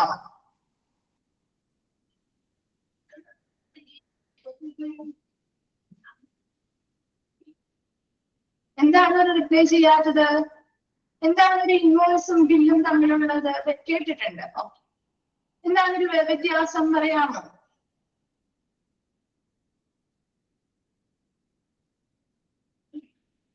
അറിയില്ല. ബില്ല് പോലെ തന്നെയാണ് അല്ലെ, എന്നാൽ കുറച്ചും കൂടി അഡ്വാൻസ്ഡ് ആയിട്ടുള്ള രീതിയായിരിക്കും അല്ലെ, കുറച്ചും കൂടി ഡീറ്റെയിൽഡ് ആയിരിക്കും ഇൻവോയ്സുകൾ എന്ന് പറയുമ്പോൾ. ആണോ? പ്രൊഡക്റ്റ് ഏതാണ്, അതിന്റെ ക്വാണ്ടിറ്റി എത്ര എണ്ണം ഉണ്ട്, അല്ലെ, വില എത്രത്തോളം ഉണ്ട്, ഡിസ്കൗണ്ടുകൾ ഉണ്ടോ, എന്ന് മുതൽ എന്ന് വരെയാണ് നമ്മൾ എത്ര പൈസയാണ് നമ്മൾ അഡ്വാൻസ് ആയിട്ട് കൊടുത്തത്, ഏത് ദിവസം മുതൽ ഏത് ദിവസം വരെയാണ് ആ ഒരു വാലിഡിറ്റി, എത്ര ദിവസം വരെയാണ്, അതെ, ടാക്സുമായി ബന്ധപ്പെട്ട GST-യുമായി ബന്ധപ്പെട്ട കാര്യങ്ങൾ ഉണ്ടാവും. അതുപോലെ വാങ്ങുന്ന ആളുടെയും കൊടുക്കുന്ന ആളുടെയും സിഗ്നേച്ചേഴ്സും അഡ്രസ്സുകളും ഉണ്ടാവും. അപ്പൊ അങ്ങനെ കുറച്ചും കൂടി ഒരു ഡീറ്റെയിൽഡ് ആയിട്ടുള്ള ഒരു ബില്ലാണ് ഇൻവോയ്സുകൾ എന്ന് പറയുന്നത്. അപ്പൊ ഇങ്ങനെ ഒരു സ്ഥാപനവുമായി ബന്ധപ്പെട്ട്, അതെ, അപ്പൊ ആ ഒരു സ്ഥാപനവുമായി ബന്ധപ്പെട്ട് ഇങ്ങനെയുള്ള ബില്ലുകളും ഇൻവോയ്സുകളും ഒക്കെ ആരാണ് തയ്യാറാക്കുന്നത്? ആരാണ് ഹോസ്പിറ്റലുമായി ബന്ധപ്പെട്ട് തയ്യാറാക്കുന്നത്? ബില്ലിംഗ് സ്പെഷ്യലിസ്റ്റ് അല്ലെങ്കിൽ ബില്ലിംഗ് ക്ലർക്ക് ആണ് തയ്യാറാക്കുന്നത്. ആൻഡ് മെയിൻറ്റെയിനിങ് ഫിനാൻഷ്യൽ റെക്കോർഡുകൾ, ഇവരുടെ കുറച്ച് ഡ്യൂട്ടീസ് ആണ് പറയുന്നത്. ബിൽസ് ആൻഡ് ഇൻവോയ്സുകൾ തയ്യാറാക്കുക, ഫിനാൻഷ്യൽ റെക്കോർഡുകൾ കൃത്യമായിട്ട് മെയിൻറ്റെയിൻ ചെയ്യുക, ലുക്കിംഗ് ഓവർ കോൺട്രാക്ട്സ്, ഒത്തിരി കരാറുകളിൽ ഏർപ്പെട്ട് കാണും അല്ലെ ഈ സ്ഥാപനങ്ങള്, തമ്മിലുള്ള കോൺട്രാക്ട്സ് അല്ലെങ്കിൽ കരാറുകളുമായി ബന്ധപ്പെട്ട കാര്യങ്ങൾ മേൽനോട്ടം ചെയ്യുക, and updating databases as requirements, ആവശ്യകതയ്ക്കനുസരിച്ച് ഡേറ്റാബേസുകൾ അപ്ഡേറ്റ് ചെയ്ത് കൊടുക്കുകയും ചെയ്യുക. ഒരു ബില്ലിംഗ് സ്പെഷ്യലിസ്റ്റ് എന്ന് പറയുമ്പോൾ പ്രധാനമായിട്ടും ബിൽസും ഇൻവോയ്സുകളും തയ്യാറാക്കുന്നു, ഫിനാൻഷ്യൽ റെക്കോർഡുകൾ മെയിൻറ്റെയിൻ ചെയ്യുന്നു, ആൻഡ് കോൺട്രാക്ടുകളും കരാറുകൾ കൃത്യമായിട്ട് നോക്കി നടത്തുന്നു, and updating database as requires, ആവശ്യമായിട്ടുള്ള ഡേറ്റാബേസുകൾ കൃത്യമായിട്ട് അപ്ഡേറ്റ് ചെയ്ത് നിലനിർത്തുന്നു.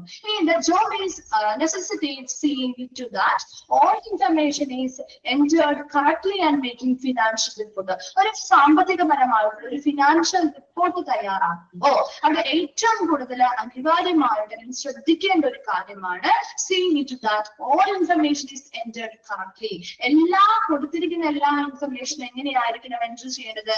വളരെ കൃത്യമായിട്ട് എൻറ്റർ ചെയ്ത് കൊടുക്കുക എന്നത് വളരെ ഇമ്പോർട്ടന്റ് ആണ്. അത് പ്രത്യേകിച്ചൊരു ഫിനാൻഷ്യൽ റിപ്പോർട്ട് തയ്യാറാക്കുന്ന സമയത്ത് ഇവരുടെ ജോലിയുടെ ഭാഗമായിട്ട് അവരൊരു ഫിനാൻഷ്യൽ റിപ്പോർട്ട് തയ്യാറാക്കുമ്പോൾ അതിൽ വളരെയധികം ശ്രദ്ധിക്കേണ്ടതായിട്ടുള്ള ഒരു അത്യാവശ്യ കാര്യമാണ് അവർ എൻറ്റർ ചെയ്ത് കൊടുക്കുന്ന എല്ലാ ഡീറ്റെയിൽസ് ഇൻഫർമേഷനും കറക്റ്റ് ആയിരിക്കുക, കൃത്യതയോടുകൂടി ചെയ്യുക എന്നത്.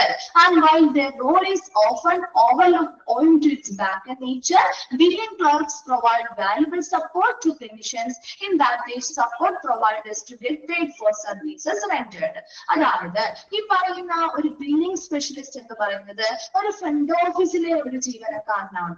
ഒരു ഫ്രണ്ട് ഓഫീസിലാണ് അവർ വർക്ക് ചെയ്യുന്നത്, അല്ലെങ്കിൽ അവർ ബാക്ക് ഓഫീസറാണ് അല്ലെ. ഒരു ബാക്ക് എൻഡ് നേച്ചർ എന്ന് പറഞ്ഞാൽ എന്താ? എല്ലാവരുടെയും പിന്നിൽ പ്രവർത്തിക്കുന്ന ആളുകളാണ് അല്ലെ.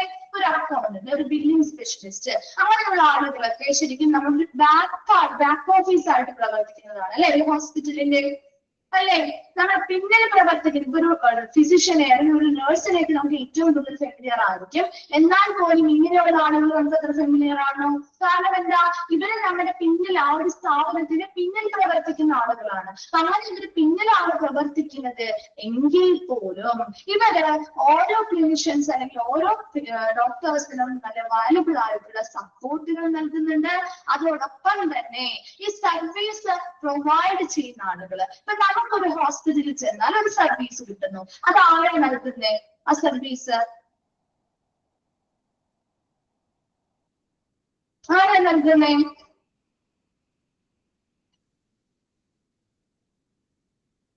ആരാണ്? ഇപ്പൊ നമ്മളൊരു ഹോസ്പിറ്റലിൽ ചെല്ലുമ്പോൾ നമുക്ക് ഒരു സർവീസ് ലഭ്യമായി, ആ സർവീസ് നമുക്ക് തരുന്നത് ആരാ?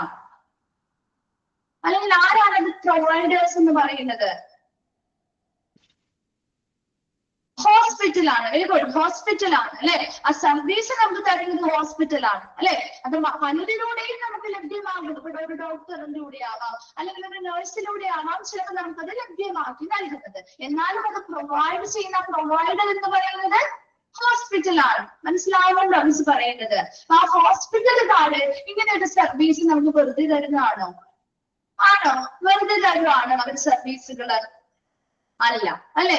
അപ്പൊ അവര് നമുക്ക് തരുന്ന സർവീസുകൾ എന്തൊക്കെയാണോ ആ സർവീസുകൾ അല്ലെങ്കിൽ ആ സേവനങ്ങൾക്കുള്ള റെൻഡർ ചെയ്താൽ നൽകുക എന്നുള്ളതാണ് കേട്ടോ. ആ സർവീസുകൾക്കുള്ള പണം അല്ലെ അത് തിരികെ ലഭിക്കുന്നത് എന്തിലൂടെയാണ്? അവരൊരു സർവീസ് നമുക്ക് തന്നു. നിങ്ങളൊന്ന് ആലോചിക്കട്ടെ, നമ്മുടെ ഹോസ്പിറ്റലിൽ പോയി, നമ്മുടെ ഹോസ്പിറ്റലിൽ ചെന്ന് കഴിയുമ്പോൾ നമ്മളൊരു സർവീസ് എടുത്തു, എന്തെങ്കിലും ഒരു സർവീസ്, നിങ്ങൾ എന്തെങ്കിലും ഒന്ന് ആലോചിച്ചോ, ഏതെങ്കിലും ഒരു സർവീസ് നമുക്ക് ആവശ്യമുള്ളത് നമ്മൾ എടുത്തു, ആ സർവീസ് നമുക്ക് അവർ തന്നു. അതിനുശേഷം ആ പണം അല്ലെങ്കിൽ ആ സർവീസ് നമുക്ക് ലഭ്യമായാൽ ആ തന്ന സർവീസുകളുടെ പേയ്മെന്റ് നമ്മൾ എന്തിന്റെ സഹായത്തോടു കൂടിയാണ് അവർക്ക് കൊടുക്കുന്നത്? ബില്ലാണ്, അല്ലെ? അല്ലെ, ബില്ലിലൂടെയല്ലേ നമുക്ക് കൊടുക്കുന്നേ? അതാണ്. അപ്പൊ ഇവിടെയും പറയുന്നത് എന്താ, ഒരു ബില്ലിംഗ് സ്പെഷ്യലിസ്റ്റ് എന്ന് പറഞ്ഞാൽ ശരിക്കും അവർ പിന്നിൽ പ്രവർത്തിക്കുന്ന ആളുകളാണ്. പക്ഷെ അവർ വളരെയധികം സപ്പോർട്ട് ആർക്കൊക്കെ നൽകുന്നുണ്ട്? ഈ പറയുന്ന ഡോക്ടേഴ്സിനാണെങ്കിലും അല്ലെങ്കിൽ ആ ഹോസ്പിറ്റലിലും നൽകുന്നുണ്ട്. അതിലെന്താ പറയുന്നത്?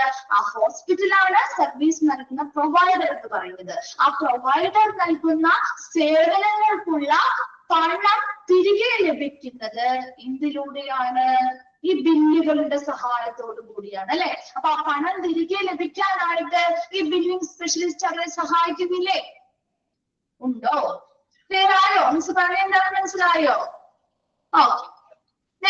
അടുത്തത് നോക്കിയേ, they are expected to understand the claim submission. ഇനി അടുത്തതായിട്ട് നമ്മളൊരു ക്ലെയിം ഒക്കെ ഉള്ളവരാണ്, ഒരു ഇൻഷുറൻസ് ഒക്കെ ഉള്ളവരാണെങ്കിൽ നിങ്ങൾ ഹോസ്പിറ്റലിൽ പോയിട്ടുണ്ടെങ്കിൽ അറിയാൻ പറ്റും, നമ്മൾ ക്ലെയിം ഒക്കെ സബ്മിറ്റ് ചെയ്യേണ്ടതായിട്ട് വരും, അല്ലെ? ക്ലെയിം ഒക്കെ സബ്മിറ്റ് ചെയ്യേണ്ടതായിട്ട് വരും. അതിന് നമ്മളെ സഹായിക്കുന്നത് ആരാ? ഈ ബില്ലിംഗ് സ്പെഷ്യലിസ്റ്റ് ആണ്. നമുക്ക് ബില്ലുകളിലൂടെയാണ് നമ്മൾ ക്ലെയിം ഒക്കെ സബ്മിറ്റ് ചെയ്യുക. ഒരു ഹോസ്പിറ്റലിൽ ഇന്ന സർവീസുകൾ നമ്മൾ എടുത്തപ്പോ ഇന്ന ബില്ലുകളായി, അല്ലെ? നമ്മൾ ബില്ല് വെച്ചല്ലേ എനിക്ക് ക്ലെയിം സബ്മിറ്റ് ചെയ്യുന്നത്, സമർപ്പിക്കുന്നത്, അല്ലെ? അതുപോലെ കുറെ ഫോംസും കാര്യങ്ങളും ഇവരിൽ നിന്ന് തന്നെ നമുക്ക് ഫില്ല് ചെയ്തൊക്കെ വാങ്ങിക്കേണ്ടതായിട്ട് വരും. അപ്പൊ അതിനൊക്കെ അവർ സഹായിക്കുന്നുണ്ട്. അതുപോലെ reimbursement protocol for both government and private insurance. Reimbursement എന്ന് പറയുന്നത് നമ്മുടെ ചില ഹോസ്പിറ്റൽ എങ്ങനെയാണ്, നമ്മൾ ഒരുപാട് തുക നമ്മൾ ആദ്യം ചെലവാക്കണം, അല്ലെ? അങ്ങനെയല്ലേ നമ്മൾ ചെയ്യുന്ന, നമ്മൾ എടുക്കുന്ന ട്രീറ്റ്മെന്റിനുള്ള പണം നമ്മൾ ആദ്യം കെട്ടണം. അതിനുശേഷം നമുക്ക് എന്ത് ചെയ്യും? ആ ബില്ലൊക്കെ നമ്മൾ സബ്മിറ്റ് ചെയ്താല് നമുക്ക് അതിനുശേഷം ആ പണം, ചിലവാക്കിയ പണം തിരികെ ലഭിക്കും, അല്ലെ? തിരിച്ചു കിട്ടും. അതല്ലേ? അപ്പൊ അവിടെയാണ് റീഇംബേഴ്സ്മെന്റ് പ്രോട്ടോകോൾ എന്ന് പറയുന്നത്. നമ്മൾ ചിലവാക്കിയ പണം തിരികെ കിട്ടുന്നതിന് വേണ്ടിയും നമ്മളെ സഹായിക്കുന്ന ഒരു വ്യക്തിയാണ് ബില്ലിംഗ് സ്പെഷ്യലിസ്റ്റ്, അല്ലെ? അവര് തയ്യാറാക്കി തരുന്ന ഈ ബില്ലുകളിലൂടെയല്ലേ നമുക്കത് തിരികെ കിട്ടുക, അല്ലെ? അപ്പൊ അതിലും അവരുടെ ഒരു പങ്കാളിത്തമുണ്ട്, അല്ലെ? അപ്പൊ ബില്ലിംഗ് സ്പെഷ്യലിസ്റ്റ് എന്ന് പറഞ്ഞാല് നമുക്ക് എന്തൊക്കെ കാര്യങ്ങളാണ് സഹായകമാകുന്നത്? അപ്പൊ ഒത്തിരി കാര്യങ്ങൾ നമ്മൾ പറഞ്ഞു, അല്ലെ? അപ്പൊ ഒന്നാമത്തെ കാര്യം നമ്മൾ എന്താണ് ശ്രദ്ധിക്കേണ്ടത്? ബില്ലിംഗ് സ്പെഷ്യലിസ്റ്റ് എന്ന് പറഞ്ഞാൽ ബില്ലിംഗ് ക്ലർക്ക് എന്നാണ് അറിയപ്പെടുന്നത്.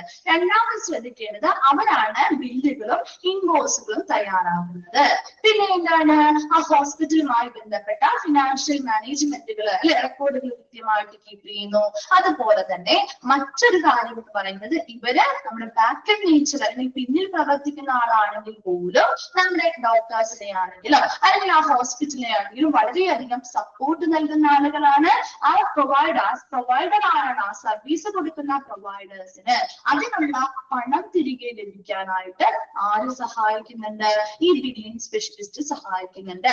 അതുപോലെ ഒരു ക്ലെയിം സബ്മിറ്റ് ചെയ്യണമെങ്കിലോ റീഇംബേഴ്സ്മെന്റ് പ്രോട്ടോകോൾ എന്ന് പറഞ്ഞാൽ നമുക്ക് ചിലവാക്കിയ പണം തിരികെ കിട്ടുന്നതിന് വേണ്ടിയുള്ള പ്രവർത്തനങ്ങൾ നടത്തണമെങ്കിലോ ഇവരുടെ സഹായത്തോടു കൂടിയാണ് നമ്മൾ നടത്തുന്നത്. ഗവൺമെന്റ് ആയിക്കോട്ടെ പ്രൈവറ്റ് ഇൻഷുറൻസ് ആയിക്കോട്ടെ, രണ്ടു കൂട്ടർക്കും ഇവരുടെ സഹായം നമുക്ക് ആവശ്യമായിട്ട് വരും. Clerks also offer important insight into a hospital or clinic's complaints, efforts and responsibilities. ഇനി മറ്റുള്ള ആളുകൾക്കൊക്കെ നമ്മൾ ആ ഒരു ഹോസ്പിറ്റലിനെ കുറിച്ച്, അതുപോലെ ഒരു ക്ലിനിക് ആണെങ്കിൽ അതിനെ കുറിച്ച് ഒത്തിരി കാര്യങ്ങൾ എന്തുണ്ടാവും, ചിന്തിക്കേണ്ടതായിട്ടുണ്ടാവും, അല്ലെ? അതുപോലെ തന്നെ ആരും റെസ്പോൺസിബിൾ ആണ്? ഈ പറയുന്ന ഹോസ്പിറ്റലിന്റെ ഉത്തരവാദിത്തങ്ങൾ എന്തൊക്കെയാണ്? ഹോസ്പിറ്റലിൽ പാലിക്കേണ്ടതായിട്ടുള്ള പ്രവർത്തനങ്ങൾ എന്താണ്? ഹോസ്പിറ്റലിൽ എടുക്കുന്ന എഫേർട്ട് അല്ലെങ്കിൽ പ്രവർത്തനങ്ങൾ എന്തൊക്കെയാണ്? അതിനെക്കുറിച്ചുള്ള ഒരു ഉൾക്കാഴ്ച അല്ലെങ്കിൽ ഒരു ഇൻസൈറ്റ് ആർക്കും ഉണ്ടായിരിക്കും? ഈ ക്ലർക്കിനും ഉണ്ടായിരിക്കും. അപ്പൊ അവര് വേറൊരു സെക്ഷൻ അല്ല, ആ ഹോസ്പിറ്റലിന്റെ ഭാഗമായതുകൊണ്ട് തന്നെ ഹോസ്പിറ്റലിലെ റെസ്പോൺസിബിലിറ്റിയും അവർ ചെയ്യുന്ന എഫേർട്ടുകളെ കുറിച്ചുള്ള കാര്യങ്ങളെ കുറിച്ച് ആരും ബോധവാന്മാരാണ്? ശരിക്കും ക്ലർക്കുകളും ബോധവാന്മാരാണ്. വേഗം ഒന്ന് വായിച്ചു നോക്കി ബില്ലിംഗ് സ്പെഷ്യലിസ്റ്റ്.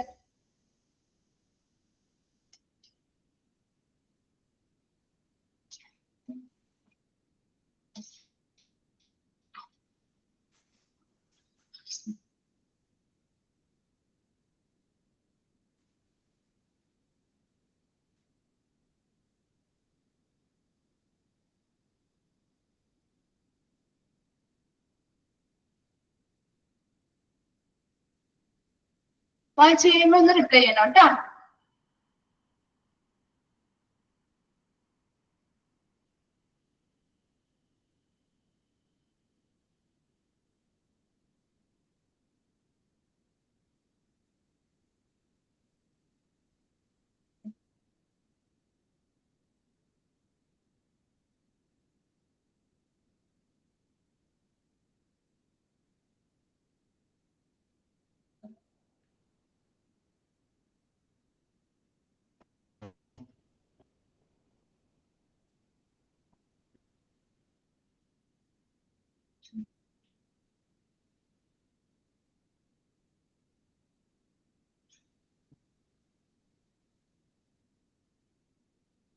ക്ലിയർ ആണോ? ഓക്കെ ആണോ എല്ലാവർക്കും?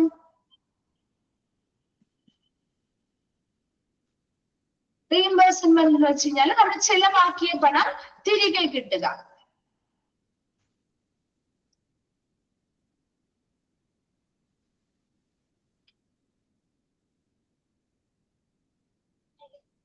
ഓക്കെ ആണോ? ഓക്കെ, അപ്പൊ നമ്മൾ ഈ ഒരു ചാപ്റ്റർ കംപ്ലീറ്റ് ചെയ്തു കേട്ടോ. നമ്മൾ ഈ ഒരു ചാപ്റ്റർ കംപ്ലീറ്റ് ആയി. ഹോസ്പിറ്റൽ അഡ്മിനിസ്ട്രേഷൻ ചെറിയൊരു ചാപ്റ്റർ ആണ്, നമുക്ക് വായിച്ചാൽ മനസ്സിലാവുന്ന ഒരു ചാപ്റ്റർ കൂടിയാണ് കേട്ടോ. അപ്പൊ അടുത്തൊരു ചാപ്റ്റർ മിസ് സ്റ്റാർട്ട് ചെയ്യാൻ പോവാണ്, ഓഡിറ്റ് കേട്ടോ. ഓഡിറ്റ് എന്ന് പറഞ്ഞ ചാപ്റ്റർ ആണ് കേട്ടോ. കേട്ടിട്ടുണ്ടോ ഓഡിറ്റ്? പേരുകൾ കേട്ട് കാണുമല്ലോ അല്ലെ? ഓഡിറ്റ് എന്ന് പറഞ്ഞ പേരുകൾ കേട്ട് കാണുമല്ലോ. ഓക്കെ, അപ്പൊ എന്താണ് ശരിക്കും ഒരു ഓഡിറ്റ് എന്ന് പറഞ്ഞാല്? എന്തായിരിക്കാം? നിങ്ങളൊന്ന് ആലോചിച്ച് പറഞ്ഞേ, എന്തായിരിക്കാം ഒരു ഓഡിറ്റ് ചെയ്യുക എന്ന് പറയുമ്പോ? എന്തായിരിക്കാം ശരിക്കും? ഒരു സ്ഥാപനത്തെ സംബന്ധിച്ച് ഒരു ഓഡിറ്റിംഗ് നടത്തുക എന്നൊക്കെ നമ്മൾ കേൾക്കാറുണ്ട് അല്ലെ? ഓരോ വർഷത്തിലും ഓഡിറ്റിങ്ങിന് വരുന്നു എന്നൊക്കെ നമ്മൾ ബാങ്കിലൊക്കെ ആണെങ്കിലും എപ്പോഴും കേൾക്കുന്ന പേരാണ് അല്ലെ? വർഷാവസാനം മാർച്ചൊക്കെ ആവുന്ന സമയത്ത് കണക്കുകളെല്ലാം ഓക്കെ ആക്കാം. അതുകൊണ്ട് ശരിയാണ്. അപ്പൊ ഒരു ബാങ്ക് അങ്ങനെ ഒരു വെരിഫിക്കേഷൻ അല്ലെങ്കിൽ ശരിക്കും ഒരു പരിശോധനയാണ് അല്ലെ? എല്ലാ കാര്യങ്ങളും കൃത്യമായിട്ട് അവിടെ നടക്കുന്നുണ്ടോ, എന്തെങ്കിലും വ്യത്യാസങ്ങൾ വരുന്നുണ്ടോ അല്ലെ? ശരിക്കും അതല്ലേ ചെയ്യുന്നത്? ഒരു ഇവാലുവേഷൻ പ്രോസസ്സാണ്, വിലയിരുത്തൽ നടത്തുന്ന ഒരു പ്രോസസ്സാണ്. ശരിക്കും ഒരു ഇൻസ്പെക്ഷൻ ചെയ്യുന്നു, അതിനനുസരിച്ച് എല്ലാ കാര്യങ്ങളും അതെ ഓരോ വർഷവും അവിടുത്തെ പ്രവർത്തനങ്ങൾ ശരിയായ രീതിയിൽ ആ ഒരു വർഷം നടന്നിട്ടുണ്ടോ, എന്തെങ്കിലും തിരിമറികൾ നടന്നിട്ടുണ്ടോ എന്നൊക്കെ ശരിക്കും നമുക്കൊരു ഫിനാൻഷ്യൽ സ്ഥാപനത്തെ സംബന്ധിച്ച് അങ്ങനെ പറയാം. ഇനി നമ്മുടെ ഒരു ഹോസ്പിറ്റലിനെ സംബന്ധിച്ച് ഒരു ഓഡിറ്റ് എങ്ങനെ നമുക്ക് പറയാൻ പറ്റും? ഹോസ്പിറ്റലിനെ സംബന്ധിച്ച് ഒരു ഫിനാൻഷ്യൽ കാര്യങ്ങൾ മാത്രമാണ് നമ്മൾ അവിടെ കൺസിഡർ ചെയ്യുള്ളൂ ആണോ? അത് മാത്രം കൺസിഡർ ചെയ്താൽ മതിയോ? ഹോസ്പിറ്റലിൽ നൽകുന്ന സർവീസുകൾ, വെരി ഗുഡ്, ഹോസ്പിറ്റലിൽ നൽകുന്ന സർവീസുകൾ എങ്ങനെയാണ് അല്ലെ? അതൊക്കെ നമ്മൾ ആലോചിക്കണം അല്ലെ? ഒരു വർഷത്തിൽ അപ്പൊ എപ്പോഴാണോ ആ ഓഡിറ്റിംഗ് നടത്തുന്നത് അപ്പൊ അവിടെ ഹോസ്പിറ്റലിലെ പ്രവർത്തനങ്ങൾ എല്ലാ കാര്യങ്ങളും, അതായത് ഹോസ്പിറ്റലിൽ നൽകുന്ന സർവീസുകൾ എങ്ങനെയാണ് സർവീസുകൾ ആസൂത്രണം ചെയ്യുന്നത്, അത് എങ്ങനെ എന്ത് ചെയ്തു ഡെലിവർ ചെയ്തു, അതുമായി ബന്ധപ്പെട്ട ഇവാലുവേഷൻസ് അല്ലെങ്കിൽ വിലയിരുത്തൽ നടത്തുന്നു. അതെ, ട്രീറ്റ്മെന്റ് ഫെസിലിറ്റികൾ എന്തൊക്കെയാണ് കൊടുത്തത്, പുതിയതായിട്ട് കൊണ്ടുവന്ന കാര്യങ്ങൾ എങ്ങനെയാണ്, ഇനി അതിനു വേണ്ടിയിട്ട് എത്രത്തോളം എക്സ്പെൻസുകൾ ചിലവായി അല്ലെ? അങ്ങനെയുള്ള ഫിനാൻഷ്യൽ കാര്യങ്ങളാണ് നമ്മൾ മാനേജ് ചെയ്യുന്നത് നോക്കുന്നത് അല്ലെ? അപ്പൊ ഒരു ഉപകരണം കൊണ്ടുവന്നു, ആ ഉപകരണങ്ങൾ വാങ്ങിയതിന് എത്രത്തോളം തുക ചിലവായി, അതിലൂടെ നമ്മൾ ട്രീറ്റ്മെന്റുകൾ എത്ര ആളുകൾ ട്രീറ്റ്മെന്റിന് വേണ്ടി വന്നു, അപ്പൊ നമുക്ക് ഈ ചിലവായ എക്സ്പെൻസ് അല്ലെങ്കിൽ ആ ഒരു ഇൻകം അതിനിരട്ടി നമുക്ക് ഇപ്പത്തെ വഴി കിട്ടിയോ, അങ്ങനെയുള്ള എല്ലാ കാര്യങ്ങളും ഓവറോൾ ആയിട്ടുള്ള എല്ലാ രീതിയിലുമുള്ള കാര്യങ്ങൾ നമ്മളിവിടെ വിലയിരുത്തൽ നടത്തുന്നുണ്ട്. ഒരു ഫിനാൻഷ്യൽ പരമായിട്ടുള്ള കാര്യങ്ങൾ മാത്രമല്ല ഒരു ഹെൽത്ത് സെക്ടറിന്റെ ഓഡിറ്റിൽ ചെയ്യുമ്പോൾ പഠിക്കുന്നത്. ഇപ്പൊ 3-4 ടൈപ്പ് ഓഡിറ്റ് നമുക്ക് പഠിക്കാറുണ്ട്. അപ്പൊ നമുക്ക് ഡീറ്റെയിൽ ആയിട്ട് പറഞ്ഞു വരാം. ജസ്റ്റ് നമ്മളിപ്പോ ഇൻട്രൊഡക്ഷൻ ഭാഗം മാത്രമേ പറയുന്നുള്ളൂ. അപ്പൊ അതൊന്ന് നോക്കി നമുക്ക് ജസ്റ്റ് വെറുതെ ഒരു ഇൻട്രൊഡക്ഷൻ ഭാഗം ഒന്ന് സ്റ്റാർട്ട് ചെയ്ത് വെക്കാം കേട്ടോ. അപ്പൊ ഓഡിറ്റ് എന്ന് പറഞ്ഞാല് ഫസ്റ്റത്തെ ആ ഡെഫിനിഷൻ മാത്രം ഒന്ന് പറയാം. A systematic and critical assessment of planning, delivery and evaluation of services with regard to efficiency, effectiveness and quality within given resources. അതായത് ഇപ്പൊ ഒരു സ്ഥാപനം, ഇത് ഒരു ഓഡിറ്റ് എന്ന് പറഞ്ഞാൽ ശരിക്കും ഒരു സിസ്റ്റമാറ്റിക് ആൻഡ് ക്രിട്ടിക്കൽ അസസ്മെന്റ് ആണ്. എന്ന് വെച്ചാൽ എന്താ, ഒരു ചിട്ടയായതും അതുപോലെ ഒരു വിമർശനാത്മകവുമായിട്ടുള്ള ഒരു വിലയിരുത്തലാണ് നമ്മൾ ശരിക്കും നടത്തുക. അപ്പൊ ഒരു ഹോസ്പിറ്റലിനെ സംബന്ധിച്ചാകുമ്പോൾ ആ ഒരു സിസ്റ്റമാറ്റിക് ആയ രീതിയിൽ ഒരു ചിട്ടയായ ചിട്ടയായ രീതിയിൽ ഒരു വിലയിരുത്തൽ നമ്മൾ നടത്താൻ പോവാണ്. ഒരു ഓഡിറ്റ് ചെയ്യാന്ന് പറയുമ്പോൾ അവിടെ നമ്മൾ ആ ഹോസ്പിറ്റൽ നൽകുന്ന സർവീസുകൾ, ഹോസ്പിറ്റൽ നൽകുന്ന സേവനങ്ങൾ, ആ സേവനങ്ങള് വളരെ കാര്യക്ഷമമായിട്ടാണോ അവിടുത്തെ സർവീസുകൾ നമ്മൾ ഓരോരുത്തർക്കും കൊടുക്കുന്നത്, അല്ലെ? വളരെ എഫക്റ്റീവ് ആയിട്ടുള്ള, വളരെ ഫലപ്രദമായിട്ട് നല്ല ഗുണനിലവാരത്തിലാണോ ആ മതിയായ വിഭവങ്ങൾ, അവർക്ക് ലഭ്യമായിട്ടുള്ള അവർക്ക് കിട്ടിയിരിക്കുന്ന വിഭവങ്ങൾ വെച്ചുകൊണ്ട് നല്ല രീതിയിൽ ഗുണനിലവാരത്തില് നല്ല കാര്യക്ഷമതയോടുകൂടി അല്ലെങ്കിൽ നല്ല ഫലപ്രാപ്തിയോടുകൂടിയുള്ള സർവീസുകളാണോ ആ ഹോസ്പിറ്റലിൽ മറ്റുള്ളവർക്ക് നൽകുന്നത്? അതിന്റെ ആസൂത്രണം എങ്ങനെയായിരുന്നു, അതെങ്ങനെയാണ് അത് വിതരണം ചെയ്തത് അല്ലെങ്കിൽ ഡെലിവർ ചെയ്തത് മുതലായ കാര്യങ്ങളെ കുറിച്ചുള്ളൊരു ഇവാലുവേഷൻ അല്ലെങ്കിൽ ഒരു അസസ്മെന്റ് ആണ് ശരിക്കും ഓഡിറ്റ് എന്ന് പറയുന്നത്. ക്ലിയർ ആയോ? എന്താണെന്ന് മനസ്സിലായോ? ഒരു ഓഡിറ്റ് ഒക്കെ പറയുമ്പോൾ ഇതൊരു ഹോസ്പിറ്റലുമായി ബന്ധപ്പെട്ടാണ് നമ്മുടെ ഡെഫിനിഷൻ പറഞ്ഞിരിക്കുന്നത്. അതുകൊണ്ടാണ് അങ്ങനെ ചെയ്തിരിക്കുന്നത് കേട്ടോ. അപ്പൊ ഹോസ്പിറ്റലുമായി ബന്ധപ്പെട്ട് വരുമ്പോ ആ ഹോസ്പിറ്റൽ ഒത്തിരി സർവീസുകൾ കൊടുക്കുന്നുണ്ട്, അല്ലെ? ആ ഹോസ്പിറ്റലിൽ നൽകുന്ന സർവീസുകൾ എങ്ങനെയായിരിക്കണം? വളരെ എഫക്റ്റീവ് ആയിരിക്കണം, അല്ലെ? വളരെ കാര്യക്ഷമവും വളരെ ഫലപ്രാപ്തിയോടുകൂടിയും വളരെ ഗുണനിലവാരത്തിലും ആ ഉള്ള അതായത് ഗിവൺ റിസോഴ്സ് എന്ന് പറയാൻ നമ്മളവിടെ കൊടുത്തിരിക്കുന്ന മതിയായ റിസോഴ്സ് അല്ലെങ്കിൽ വിഭവങ്ങൾ ഉപയോഗിച്ചുകൊണ്ട് അല്ലെങ്കിൽ വെച്ചുകൊണ്ട് നല്ല ക്വാളിറ്റിയുള്ള, നല്ല ഫലപ്രാപ്തിയുള്ള, നല്ല ഫലപ്രദമായ ഒരു സർവീസ് ആണോ ആ ഹോസ്പിറ്റലിൽ കൊടുക്കുന്നത്? അതിന്റെ ആസൂത്രണം എങ്ങനെയാണ്?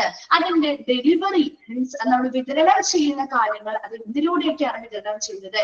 എങ്ങനെയാണ് നമ്മുടെ ആളുകളിലേക്ക് ഡെലിവർ ചെയ്തത്? അതിന്റെ ഇവാലുവേഷൻ നമ്മൾ എങ്ങനെയാണ്, വിശകലനങ്ങൾ നടത്തിയിട്ടുണ്ടോ മുതലായ കാര്യങ്ങളെ കുറിച്ചുള്ളൊരു അസസ്മെന്റ് അല്ലെങ്കിൽ ഒരു ചിട്ടയായിട്ടുള്ളൊരു വിലയിരുത്തലാണ് ശരിക്കും ഓഡിറ്റ് എന്നതുകൊണ്ട് ഉദ്ദേശിച്ചത്. ക്ലിയർ ആയോ? ക്ലിയർ ആണോ? ഫസ്റ്റ് പോയിന്റ് മനസ്സിലായോ? ജസ്റ്റ് അതൊന്ന് ബേസിക് കിട്ടിയാൽ നിങ്ങൾക്ക് കണ്ടെങ്കിൽ ശരിക്കും പോകാൻ പറ്റും. അതുകൊണ്ടാണ് മിസ് ചോദിക്കുന്നത്. ആ അടുത്ത പോയിന്റ് കൂടി പറഞ്ഞിട്ട് മിസ് ഒന്നുകൂടി പറഞ്ഞു കേട്ടോ. It is the assessment of data, documents and resources to inspect performance of systems it meet specified standards. അപ്പൊ നമ്മൾ ഇവിടെ ഈ പറയുന്ന സർവീസുകൾ നല്ല രീതിയിൽ വിതരണം ചെയ്തോ, ആസൂത്രണം ചെയ്തോ, അത് നല്ല ക്വാളിറ്റിയിലുള്ളതാണോ എന്നൊക്കെ നമുക്കത് മനസ്സിലാവണമെങ്കിൽ നമ്മൾ അവിടുത്തെ ഡേറ്റാസ് വിലയിരുത്തൽ നടത്തണം, അല്ലെ? ഡേറ്റ അനലൈസ് ചെയ്യണം, വേണ്ടേ? ഡോക്യുമെന്റ്സ് അനാലിസിസ് നടത്തണം, വേണ്ടേ? ഒരു വർഷത്തെ കണക്കെടുക്കാണ് നമ്മൾ. ഒരു വർഷത്തെ ഓഡിറ്റാണ് നമ്മൾ നടത്തുന്നത്. അപ്പൊ ആ ഒരു വർഷം നമ്മൾ അവിടെ ചെയ്തിരിക്കുന്ന ഡേറ്റാസ്, ഡോക്യുമെന്റുകള്, റിസോഴ്സ് അല്ലെങ്കിൽ നമ്മുടെ വിഭവങ്ങള് മുതലായ കാര്യങ്ങളുടെ ആ ഒരു ഇൻസ്പെക്ഷൻ അല്ലെങ്കിൽ പരിശോധന നടത്തി ഈ പറയുന്നവരുടെ പെർഫോമൻസ് അല്ലെങ്കിൽ അവരുടെ ഒരു പ്രകടനം എത്രത്തോളം ഉണ്ടെന്ന് പരിശോധിക്കുകയാണ് ചെയ്യുന്നത്. ആ മീറ്റ് സ്പെസിഫിക് സ്റ്റാൻഡേർഡ്സ്, അവരൊരു നിർദ്ദിഷ്ട സ്റ്റാൻഡേർഡ്സ് അല്ലെങ്കിൽ മാനദണ്ഡങ്ങൾ പാലിക്കുന്നുണ്ടെങ്കിൽ ആ മാനദണ്ഡങ്ങൾക്കനുസരിച്ച് ഇവർ പ്രവർത്തിക്കുന്നുണ്ടോ അല്ലെങ്കിൽ ഇവരുടെ പ്രകടന നിലവാരം ആ മാനദണ്ഡങ്ങൾക്കനുസരിച്ചുള്ള ഒരു പ്രകടനം അല്ലെങ്കിൽ പെർഫോമൻസ് ലെവല് ഇവർ കാഴ്ചവെക്കുന്നുണ്ടോ എന്ന് നമ്മൾ ഈ പറയുന്ന ഡേറ്റാസ് വിശകലനം ചെയ്തുകൊണ്ട്, ആ ഡോക്യുമെന്റ്സ് വിശകലനം ചെയ്തുകൊണ്ട് അവിടെയുള്ള റിസോഴ്സ് അല്ലെങ്കിൽ വിഭവങ്ങൾ അസസ്മെന്റ് നടത്തി അല്ലെങ്കിൽ വിലയിരുത്തൽ നടത്തുന്നതിലൂടെ മനസ്സിലാക്കാനായിട്ട് സാധിക്കുന്നു. ഒരു ഡെഫിനിഷൻ പറയുന്നത് എന്താണ് ഒരു ഓഡിറ്റ് എന്നാണ്. ഓഡിറ്റ് എന്ന് പറയുന്ന ഒരു ചിട്ടയായിട്ടുള്ള ഒരു വിമർശനാത്മകമായിട്ടുള്ള ഒരു വിശകലനം അല്ലെങ്കിൽ ഒരു വിലയിരുത്തലാണ്. എന്തിനെ കുറിച്ചുള്ളത്? ആ സ്ഥാപനം നൽകുന്ന സർവീസുകൾ അല്ലെങ്കിൽ വളരെ കാര്യക്ഷമമായിട്ടാണ് അവർ വിതരണം ചെയ്യുന്നത്, അതുപോലെ വളരെ എഫക്റ്റീവായിട്ട് ഫലപ്രാപ്തിയോട് കൂടി വളരെ ഗുണനിലവാരത്തോടു കൂടിയാണോ അവർ മതിയായ വിഭവങ്ങൾ വെച്ചുകൊണ്ട് മതിയായ വിഭവങ്ങൾ വെച്ചുകൊണ്ട് ഗുണനിലവാരത്തോടു കൂടിയും കാര്യക്ഷമമായിട്ടുമാണോ അവർ ആ സർവീസുകൾ പ്ലാൻ ചെയ്യുന്നതും വിതരണം ചെയ്യുന്നതും എന്ന് വിലയിരുത്തൽ നടത്തുന്നത്, ചിട്ടയായ രീതിയിലുള്ള ഒരു വിലയിരുത്തൽ നടത്തുന്നതിനെയാണ് ഓഡിറ്റ് എന്ന് പറയുന്നത്. ആ സെന്റൻസ് ക്ലിയർ ആയോ? ഇപ്പോ എല്ലാവർക്കും ഓക്കെയാണോ? എന്താണ് റിപ്ലൈ ചെയ്യാതെ? മനസ്സിലായോ? അടുത്ത പോയിന്റ് പോയിന്റ് എന്താ പറഞ്ഞത്?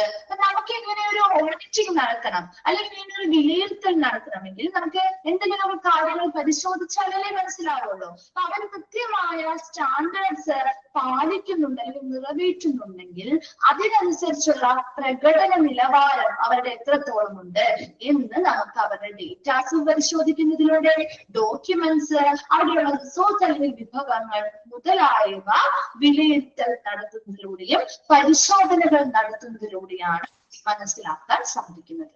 ഇത്രയും ഓക്കെയാണോ? ക്ലിയർ ആണോ ഡെഫിനിഷൻ? ഓ, അടുത്ത ക്ലാസ്സിൽ ബാക്കി കണ്ടിന്യൂ ചെയ്യാം കേട്ടോ. ഈ അവരുടെ ഡെഫിനിഷൻ ഒന്ന് വായിച്ചിട്ട് വരാം കേട്ടോ. Okay, thank you.